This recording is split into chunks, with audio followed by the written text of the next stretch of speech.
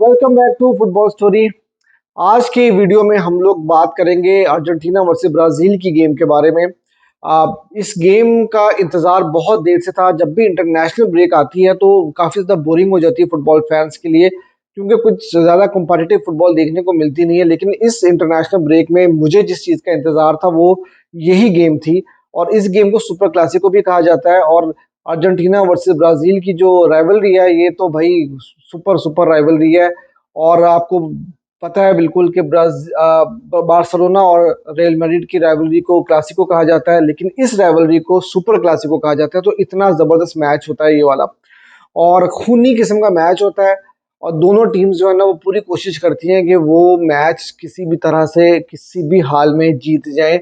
और यही सब कुछ इस मैच में भी हुआ। और यहाँ पर भी बहुत कुछ जो है वो मारा मारी खूना खून देखने को मिला भी था। वो सारी की सारी स्टोरी मैं आपको इस पूरी वीडियो में बताऊंगा। लेकिन थोड़ा सा बैकग्राउंड अगर मैं आपको बताऊं तो जो सबसे ज्यादा इम्पोर्टेंट चीज ये थी कि इससे पहले जब वर्ल्ड कप 2022 का क्वालिफाइंग मैच था, वहां पर भी जब अर्जेंटीना की टीम ब्राजील जाकर खेलती तो वहां पर भी मैच नहीं हो पाता, क्योंकि वहां पर ब्राजीलियन सिक्योरिटी आ जाती है कि जी कुछ सिक्योरिटी के इश्यूज हैं, और पासपोर्ट वगैरह के कुछ इश्यूज थे, वीजा के कुछ इश्यूज थे, जिसकी वजह से उनको इजाजत ही नहीं मिली थी मैच खेलने की। और अब जब दोबारा से अब अर्जेंटीना की टीम मैच खेलने के लिए गई वहां पर, तो फिर आपने देखा होगा कि अगर आपने मैच देखा है तो उसमें आपने देखा कि जिस तरह से अर्जेंटीना की टीम आती है और फिर उनको ग्राउंड छोड़ के जाना पड़ता है, बहुत ही बुरे हालात हो जाते हैं स्टेडियम में। और वहां पर मारपीट भी शुरू हो जाती है, और अर्जेंटीनियन फैंस के ऊपर जो है वो पुलिस जो है वो मारपीट शुरू कर देती है, जिसकी वजह से लियो मेसी अपनी टीम को लेकर बाहर चले जाते हैं ताकि माहौल को थोड़ा ठंडा कर सकें। और वो भी 20-25 मिनट के बाद वापस आते हैं जब माहौल थोड़ा सा ठंडा हो जाता है। और आपने देखा होगा कि इमे मार्टिनेज भी पुलिस वाले के साथ झगड़ा करने लग गए थे कि भाई मत मारो तुम अर्जेंटीना फैंस को। और मेसी ने ये बात भी कही थी कि पहले भी हम जब आए थे तो हमारे फैंस के साथ इसी तरह से सलूक किया जा रहा था, और हम जो है वो इस चीज को बर्दाश्त नहीं करेंगे। और इसी वजह से वो अपनी टीम को भी लेकर बाहर चले गए थे। और फिर जब थोड़ा सा माहौल ठंडा होता है, लेकिन माहौल ठंडा होने से पहले ऑलरेडी खूना खूनी हो चुकी होती है। जैसे आपने देखा भी होगा कुछ पिक्चर्स में कि पुलिस जो है डंडे बरसाती है, सर फाड़ देती है अर्जेंटीनियन फैंस के।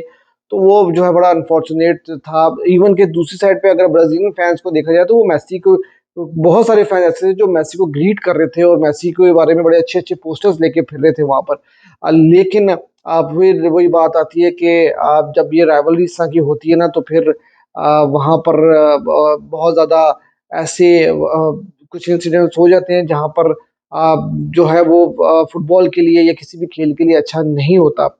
फिर टीम वापस आती है अर्जेंटीना की, और जब टीम वापस आती है तो उस टाइम पर आ, रोड्रिगो आके मेसी को एक बड़े बुरे से अल्फाज बोल देते हैं, जो कि रिपोर्ट भी है। और उनको मतलब मैं वो बोल नहीं सकता यहाँ पर। लेकिन फिर उसका जवाब मेसी देते हैं कि भाई हम कवर्ड नहीं है, हम क्यों कवर्ड होंगे, हम तो वर्ल्ड चैंपियन है।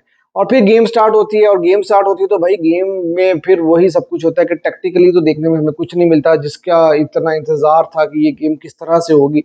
और वहां पर कोई भी टैक्टिकली चीज हमें नजर नहीं आई, सिर्फ मारा मारी नजर आई। 2-3 पासिस के बाद से जो है वो एक फाउल होता है, कोई धक्कम फेल होती है, प्लेयर को गिरा दिया जाता है, तो यही सब कुछ चल रहा होता है। और वहां पर हमें कहीं पर भी जो है वो कोई ऐसी चीज देखने को नहीं मिलती कि जहां पर हम कहेंगे यार बड़ी अच्छी फुटबॉल देखने को मिली हो। तो फुल मारपीट चल रही होती है, ग्राउंड से बाहर भी ग्राउंड के अंदर भी।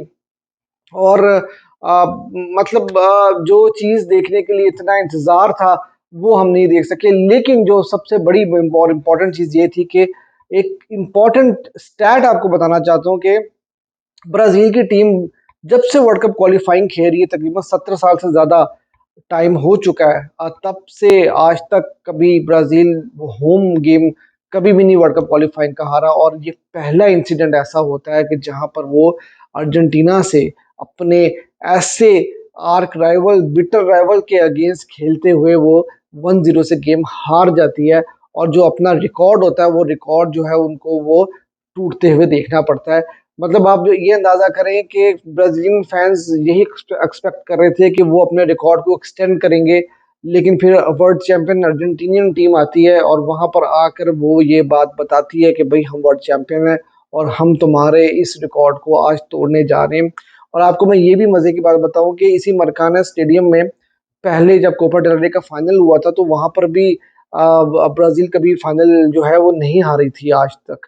ठीक है, वहां पर भी अर्जेंटीना ने इस रीत को तोड़ा था और अमेरिकन साउथ अमेरिकन जो जो आपका फाइनल था वो उन्होंने जीता था। और अब वर्ल्ड कप क्वालिफाइंग में भी उन लोगों ने ब्राजील का ये रिकॉर्ड जो है वो खत्म कर दिया और ब्राजील को इस रिकॉर्ड से हाथ धोना पड़ा। और ग्राउंड अगर हम मैच की बात करते हैं तो भाई ग्राउंड के अंदर तो सिर्फ मारपीट के अलावा कुछ भी नहीं चल रहा था। मैसी भी काफी ज्यादा डिस्कम्फर्ट में नजर आए और वो भी बार बार जो है वो अपने थाई पकड़ के बैठे हुए थे, तो वो ज्यादा मुझे फिट नजर नहीं आ रहे थे। लेकिन वो बार बार फिजियो से जो है वो थोड़ा बहुत मालिश वालिश करा के जो है वो गेम में इन थे। लेकिन 78 मिनट में उनको जाना पड़ा। और जब इस तरह की गेम हो रही होती है जहाँ पे टेक्टिकली कुछ नहीं चल रहा था और मारपीट चल रही थी, तो वहां पर गोल जब आता है ना तो वो सिर्फ सेट पीस से ही आप एक्सपेक्ट करते हो। तो वही हुआ है, कॉर्नर किक के ऊपर जो ऑटोमेटिक गोल स्कोर करते हैं और फिर उसके बाद अर्जेंटीनियन टीम की जो है सेलिब्रेशन देखने को मिलती है। और सेलिब्रेशन जो है वो बड़ी ज़बरदस्त होती है, वो अपने फैंस के साथ सेलिब्रेशंस करते हैं और मैच के बाद भी वो बड़े ज़बरदस्त सेलिब्रेशंस करते हैं। ठीक है, क्योंकि उनकी राइवलरी जो है और जिस तरह का मैच जिस माहौल में खेला गया है तो वहाँ पर जो है वो इस तरह की सेलिब्रेशन उनका मैच जीतने के बाद करना भी बनता है। तो मैसी से पूछा गया कि आप जो है वो काफी डिस्कम्फर्ट में थे और आप फिट नहीं लग रहे थे, तो मैसी ने कहा था कि मेरा इस सीजन का आखिरी, इस साल का आखिरी गेम था तो मैं ये पूरी गेम कंप्लीट करना चाहता था। लेकिन जो है वो थोड़ी बहुत इंजरी की वजह से जो है वो मैं इस चीज को नहीं कंप्लीट कर पाया। फिर उसके बाद जो कोच हैं अर्जेंटीना के स्कोलानी, उन्होंने भी एक स्टेटमेंट ऐसा पास कर दिया कि जी इतना जो है वो आसान नहीं है बार बार जीतना और जीत को रिपीट करना। तो अब शायद टाइम आ चुका है कि मतलब हमें बहुत सारे फैसले लेने होंगे। तो ऐसा लग रहा था कि शायद वो भी छोड़ के जाना चाह रहे हैं और उनकी इस वक्त अर्जेंटीनियन प्रेसिडेंट के साथ भी कुछ ज़्यादा बन नहीं रही है, ये भी एक रीज़न है। और दूसरी चीज़ जो है कि मैं अगर अर्जेंटीना की परफॉर्मेंस देखूं पिछले कुछ टाइम से, स्पेशली वर्ल्ड कप के बाद से, तो वो परफॉर्मेंस अर्जेंटीना की उस तरह की नज़र नहीं आ रही जिस तरह से वो वर्ल्ड कप से पहले या वर्ल्ड कप में परफॉर्म करते रहे हैं। तो अर्जेंटीना की परफॉर्मेंस भी वैसी नज़र नहीं आ रही। शायद वो जो है हंगर वो नहीं रही है या टैक्टिकली जो है वो टीम इतना अच्छा नहीं कर पा रही है इस वजह से। तो प्रेशर भी होता है कि जब आपने वर्ल्ड कप जीत लिया हो और आप कोपा अमेरिका भी जीत चुके हों तो फिर उसके बाद जो है एक्सपेक्टेशन बहुत ज़्यादा हाई होती है। लेकिन मैं समझता हूँ कि स्कोलानी को इस टाइम पर टीम को नहीं छोड़ के जाना चाहिए। एटलीस्ट कम से कम 2024 का जो कोपा अमेरिका आने वाला है वो उस तक उनको जरूर रुकना चाहिए।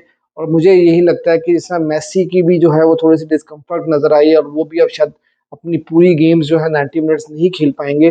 तो मुझे ऐसा लगता है कि शायद कोपा अमेरिका के बाद मेसी भी इंटरनेशनल फुटबॉल से रिटायर हो जाएं और स्कोलानी का भी शायद वो आखिरी टूर्नामेंट हो एज एन अर्जेंटीनियन कोच, क्योंकि 2026 जो है वो काफ़ी दूर है। और मुझे यही लगता है कि शायद 2026 तक ये दोनों हमें शायद अर्जेंटीनियन टीम के साथ ना दिखें।